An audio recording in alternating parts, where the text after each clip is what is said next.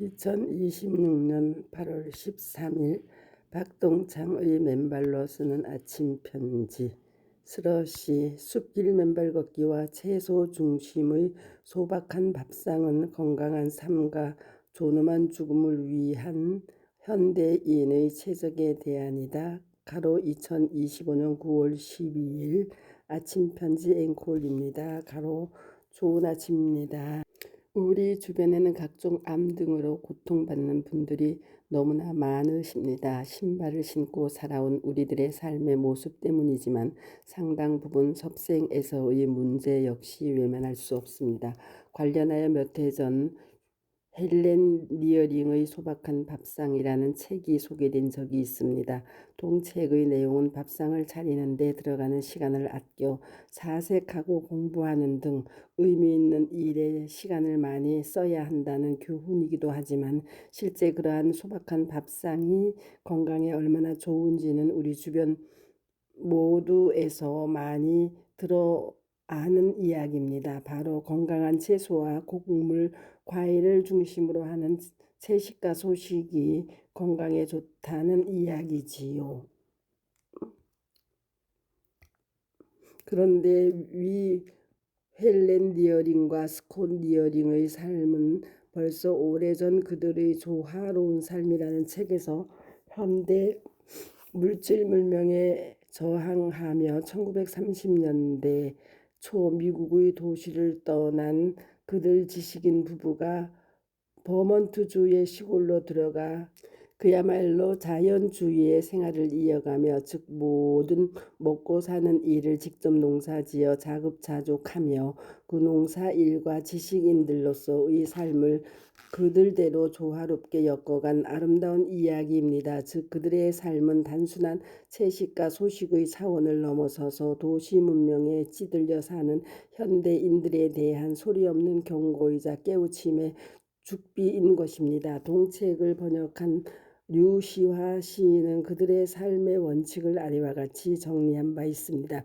채식주의를 지킨다. 하루를 오전과 오후 둘로 나누어 빵을 벌기 위한 노동은 하루에 반나절만 하고 나머지 시간은 온전히 자기 자신을 위해 쓴다. 한 해의 양식이 마련되면 더 이상 일하지 않는다고 쓰고 있습니다. 그리고는 하루에 한 번씩은 철학, 삶과 죽음, 명상에 관심을 갖는다. 깨끗한 양심과 깊은 호흡을 유지할 것을 삶의 대원칙으로 삼는다.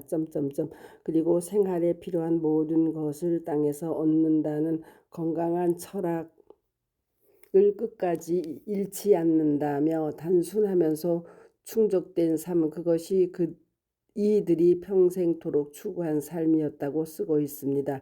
그들의 삶의 태도 앞에서 우리가 경건해질 수밖에 없는 이유입니다. 그리고 그 후 부인인 헬렌 리어링의 쓴 아름다운 삶, 사랑 그리고 마무리에서 53년 동안 함께 살았던 남편 스콧 리어링이 세상을 떠나는 그 엄숙하고 아름다운 의식 앞에서 우리는 또 한 번 숙연해질 수밖에 없습니다. 꼭 100세 생일을 맞은 지 2주일 뒤 이제는 떠날 때가 되었다고 판단한 스콧이 지금부터 곡기를 끊겠다는 의사를 부인에게 전하고 헬렌은 그를 소리 없이 받아들이는 그들의 성숙된 모습에서 우리는 한 인간의 삶이 또 그를 받아들이는 부인의 의연함이 얼마나 아름다운지를 보고 있을 수 있기 때문입니다.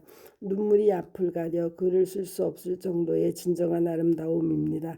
스콧 헬렌 리어링은 우리가 인간으로서 가장 존엄하게 아름답게 생을 마감할 수 있는 진정한 표상 이고 또 제가 항상 이야기하듯 우리는 그렇게 조화롭게 살다가 존엄하게 아름다운 이 세상을 하직해야 할 것입니다. 그를 위해 그들 스콧과 헬렌 리어링은 도시를 완전히 떠나 시골 벽지에서의 탈문명의 삶을 선택하였지만 현대를 살아가고 있는 우리 모두가 다 그리 할 수는 없는 일이죠. 그렇다면 우리는 어떻게 그러한 헬렌과 스콧 니어링의 건강하고 고결한 삶의 모습을 우리가 살아가는 도시의 삶에 침묵할 수 있을 것인가 하는 문제에 당도합니다. 바로 위 헬렌이 소박한 밥상에서 서술한 것처럼 신선한 야채와 과일, 건강에 좋은 곡물을 만드는 간소하고 맛있는 음식을 준비하여 음식 준비에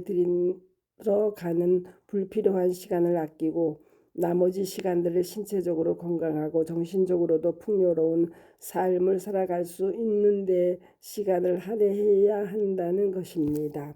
그 최적의 대안은 바로 우리들이 지금 하고 있는 맨발 걷기입니다. 현대 문명 사회를 살지만 매일 가까운 숲속으로 들어가 문명의 상징인 신발을 벗고 우리의 창조주가 당초 설계해 주신 대로의 삶의 원형을 따르며 맨발로 걷는 것입니다. 그 시간은 나 자신의 오롯이 충실한 명상의 시간입니다.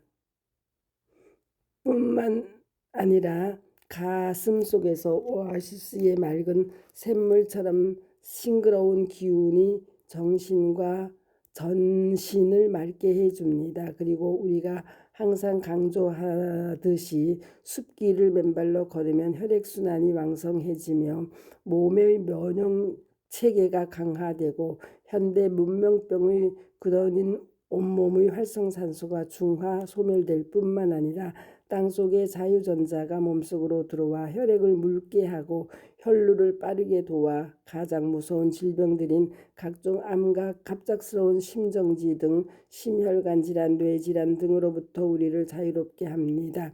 또한 맨발로 걸으면서 딱딱한 고무 밑창을 댄 신발을 벗음으로써 맨발 바닥의 아치로 인한 탄력과 수축, 이완작용으로 온몸의 근골격계를 싸고 있는 근육들을 말랑말랑하게 하여 족저근막 옆으로부터 무릎 관절염, 고관절, 척추, 간 협착증의 통증 등을 각종 근골격계 질환으로부터 우리를 자유롭게 해줍니다.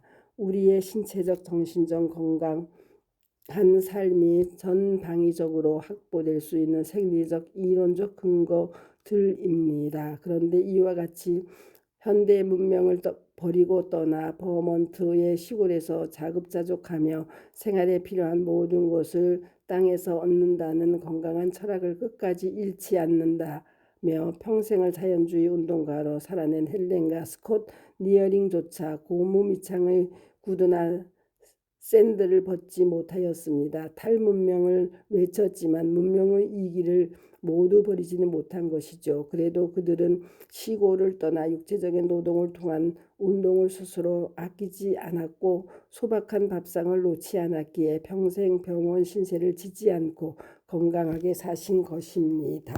가지는 못하지만 그들의 삶의 방식과 철학을 따라 채식 등 소박한 밥상을 즐기고 그들 부부는 비록 아시지 못하여 실천하지 못하셨지만 정신적, 신체적으로 건강한 삶의 최적의 방식인 맨발 걷기를 우리 주변의 숲길을 찾아 매일매일 생활하는 것입니다. 그 경우 우리도 건강한 삶을 향유하게 됨은 물론 제가 항상 이야기하듯이 인간으로서 가장 아름답고 존엄한 죽음을 어느 날 이루게 될 것입니다. 이제 위 헬렌과 스콧 니어링의 조화로운 삶과 소박한 밥상, 아름다운 삶, 사랑 그리고 마무리의 전범을 오늘날 우리 맨발 걷기 국민운동본부의 회원님들이 앞으로 다들 보여주게 되시리라 확고하게 믿는 이유이기도 합니다. 한편 지지난 6월 전주 완산지혜 발대식에서 평안 작은 숲 항토길에서 확인한 놀라운 사실들을 유튜브에 맨발 걷기 치유 사례 739점 전주 평안 항토 숲 6년간 홀로 조송 치유 맨발길과 항암 부추 나누어 수많은 암항우들을 절망에서 희망의 삶으로 이끄는 오늘의 예수 이종수 장로의 감동적 현장과 맨발 걷기 치유 사례 740점 전주 평안 항토길 항토장 맨발 접지 몸이 날아갈 듯 가볍고 얼굴은 천사처럼 행복해진 아름다운 여성. 우리 모두 맨발로 숙면 이렇게 살 수 있음을 증언하다. 맨발 걷기 치유 사례 741. 맨발 걷기로 병원비 확 줄고 낫지 않던 피부 색소 침착증 나아지고 숙면 후 일찍 기상 가래 기침 등 현상 완화로 부부 모두 젊음을 향유. 최동수 가로 63 가로 맨발 걷기 치유 사례 742. 전주 평안 항토숲 맨발 3년 우울증 환우 표정 삶이 하루하루 달라지며 행복 충만 가로 김미실 58 가로 숙면 몸 7kg 빠지며 행복한 삶을 누리다 가로 김영자 64 가로로 각각 올려놓았사오니 많이들 경청하시기 바랍니다. 또한 지난해 수소 6단지 향토길에서 유화경님의 증언 내용을 유튜브에 맨발 걷기 치유 사례 458/3 하루 3만보 맨발로 8시간 아기잠 자며 40년 전 21시간 수술 뇌동맥 파열 후유증 다스리며 약 안 먹고 맨발로 걷다 죽겠다는 자신감을 유하경 가로 69 가로로 올려놓았사오니 많이들 경청해 주시고 응원해 주시기 바랍니다. 감사합니다. 맨발 걷기 숲길 힐링스쿨 네이버 카페의 아침 편지입니다. 스토리양입니다. 감사합니다.